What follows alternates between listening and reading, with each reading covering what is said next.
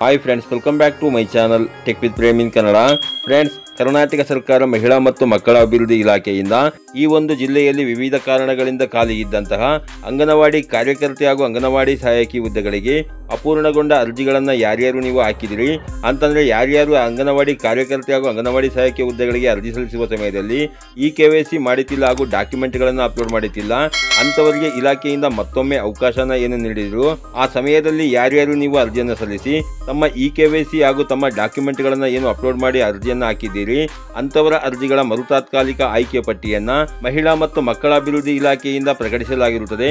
ಈ ಆಯ್ಕೆಯ ಪಟ್ಟಿಯಲ್ಲಿರುವಂತಹ ಆಯ್ಕೆಯಾದ ಅಭ್ಯರ್ಥಿಗಳ ತಾತ್ಕಾಲಿಕ ಆಯ್ಕೆಯ ಪಟ್ಟಿಯ ಬಗ್ಗೆ ಆಕ್ಷೇಪಣೆಗೆ ಅರ್ಜಿ ಸಲ್ಲಿಸಲಿಕ್ಕೆ ಇಲಾಖೆಯಿಂದ ಅವಕಾಶನ ಸಹ ಮಾಡಿಕೊಟ್ಟಿರುತ್ತಾರೆ. ಅಂತಂದ್ರೆ ನೀವಿಲ್ಲಿ ನೋಡ್ತಾ ಇರುವುದು ಬೀದರ್ ಜಿಲ್ಲೆಯ ಔರದ್ ಮತ್ತು ಕಮಲಾನಗರ ತಾಲೂಕಿನ ಸಂತಪುರ ಶಿಶು ಅಭಿವೃದ್ಧಿ ಯೋಜನಾ ವ್ಯಾಪ್ತಿಯಲ್ಲಿ ವಿವಿಧ ಕಾರಣಗಳಿಂದ ಖಾಲಿ ಇರುವಂತಹ 36 ಅಂಗನವಾಡಿ ಕಾರ್ಯಕರ್ತೆ ಹಾಗೂ 44 ಅಂಗನವಾಡಿ ಸಹಾಯಕಿಯರ ಹುದ್ದೆಗಳಿಗೆ ಅಪೂರ್ಣಗೊಂಡ ಅರ್ಜಿ ಪೂರ್ಣಗೊಳಿಸಲು ಕಾಲಾವಕಾಶ ನೀಡಿದ್ದ ವೇಳೆಯಲ್ಲಿ ಅರ್ಜಿ ಪೂರ್ಣಗೊಳಿಸಿದ ಅಭ್ಯರ್ಥಿಗಳ ಮರುತಾತ್ಕಾಲಿಕ ಆಯ್ಕೆ ಪಟ್ಟಿಯನ್ನು ಮಾರ್ಚ್ 7, 2025ರಂದು ಕಚೇರಿ ನಾಮಫಲಕದಲ್ಲಿ ಪ್ರಕಟಣೆಗೊಳಿಸಲಾಗಿದೆ. ಈ ಮರುತಾತ್ಕಾಲಿಕವಾಗಿ ಆಯ್ಕೆಗೊಂಡ ಅಭ್ಯರ್ಥಿಗಳ ಪಟ್ಟಿಗೆ ಮಾರ್ಚ್ 7ರಿಂದ ಮಾರ್ಚ್ 15, 2025ರವರೆಗೆ ಸಾರ್ವಜನಿಕರು ಆಕ್ಷೇಪಣೆ ಇದ್ದಲ್ಲಿ ಕಚೇರಿಯ ವೇಳೆಯಲ್ಲಿ ಸಲ್ಲಿಸಬಹುದು ಎಂದು ಸಂತಪುರ ಶಿಶು ಅಭಿವೃದ್ಧಿ ಯೋಜನಾಧಿಕಾರಿಗಳು ತಿಳಿಸಿದ್ದಾರೆ ಅಂತ ಕೊಟ್ಟಿದ್ದಾರೆ ಫ್ರೆಂಡ್ಸ್. ಹೌದು ಫ್ರೆಂಡ್ಸ್, ಯಾರ್ಯಾರು ಬೀದರ್ ಜಿಲ್ಲೆಯಲ್ಲಿರುವಂತಹ ಔರದ್ ಮತ್ತು ಕಮಲಾನಗರ ತಾಲೂಕಿನ ಸಂತಪುರ ಶಿಶು ಅಭಿವೃದ್ಧಿ ಯೋಜನಾ ವ್ಯಾಪ್ತಿಯಲ್ಲಿ ಖಾಲಿ ಇದ್ದಂತಹ ಅಂಗನವಾಡಿ ಕಾರ್ಯಕರ್ತೆ ಹಾಗೂ ಅಂಗನವಾಡಿ ಸಹಾಯಕಿಯರ ಹುದ್ದೆಗಳಿಗೆ ನೀವು ಅರ್ಜಿಯನ್ನು ಹಾಕಿದ್ದೀರಿ ಮಹಿಳೆಯರು, ಅಂತವರ ಅರ್ಜಿಗಳನ್ನ ವೆರಿಫಿಕೇಶನ್ ಮಾಡಿ ಮರುತಾತ್ಕಾಲಿಕ ಆಯ್ಕೆ ಪಟ್ಟಿಯನ್ನ ತಾಲೂಕು ಶಿಶು ಅಭಿವೃದ್ಧಿ ಯೋಜನಾಧಿಕಾರಿಗಳ ಕಚೇರಿಯ ನೋಟಿಸ್ ಬೋರ್ಡ್ನಲ್ಲಿ ಪ್ರಕಟಿಸಲಾಗಿರುತ್ತದೆ.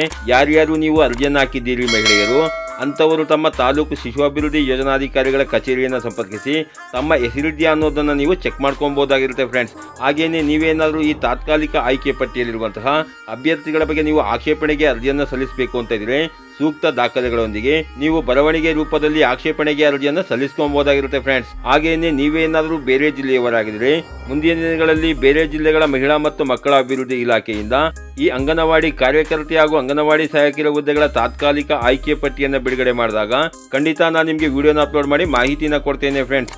ಈ ರೀತಿಯ ಒಂದು ಸಣ್ಣ ಮಾಹಿತಿ ಇತ್ತು, ಈ ಮಾಹಿತಿನ ನಾನು ನಿಮಗೆ ತಿಳಿಸ್ಕೊಟ್ಟಿದ್ದೀನಿ.